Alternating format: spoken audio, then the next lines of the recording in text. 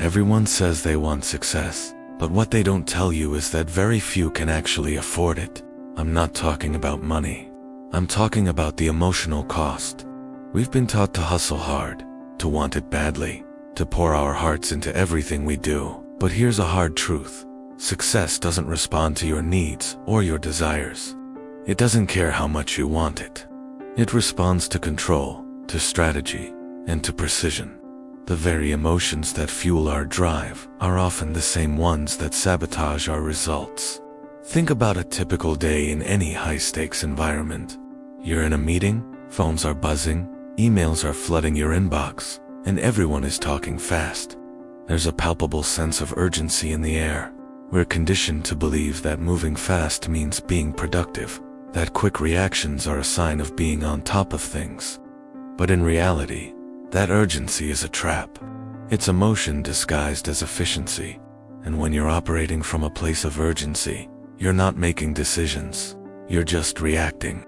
The fastest reactions are almost never the smartest ones. They are usually the most expensive, costing you leverage, money, and opportunity. Let's be clear about something. Most people don't fail because they not smart enough, or because they don't work hard enough. They fail because they get emotionally entangled with the outcome. They need the deal to go through. They need that client to say yes. They desperately need the approval of their boss or their peers. They need constant reassurance that they're on the right track. The second you enter that state of needing, you've handed over all your power. Neediness is the enemy of leverage.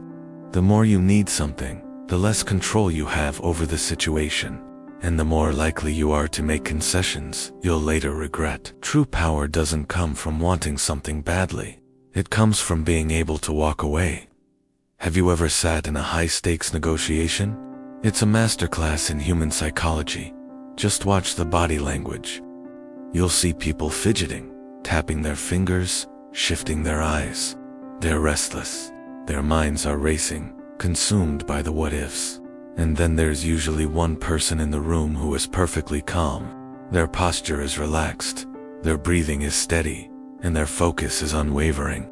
9 times out of 10, that is the person who controls the room and dictates the outcome. It's not because they don't care about the result.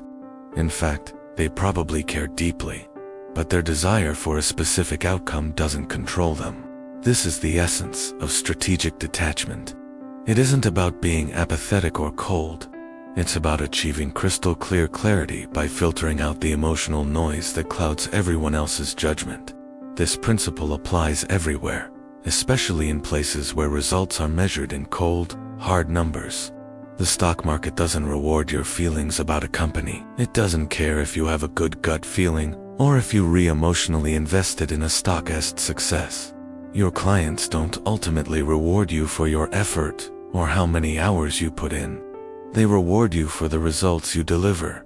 Complex systems, whether in business, technology, or finance, don't operate on good intentions.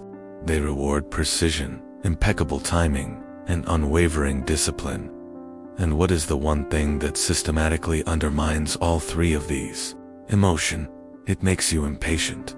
It clouds your judgment, and it destroys your discipline. So, here's the bottom line for today. If your emotional state rises and falls with every win and every loss, you are not in control. The outcomes are in control of you. You've become a puppet, and your successes and failures are pulling the strings. This is a dangerous and exhausting way to operate, and it puts a hard ceiling on your potential. But what if you could change that? What if you could turn detachment into your greatest strategic weapon? In part 2 of this series, we're going to move from theory to execution. I'll break down the exact, actionable steps you can take to cultivate strategic detachment.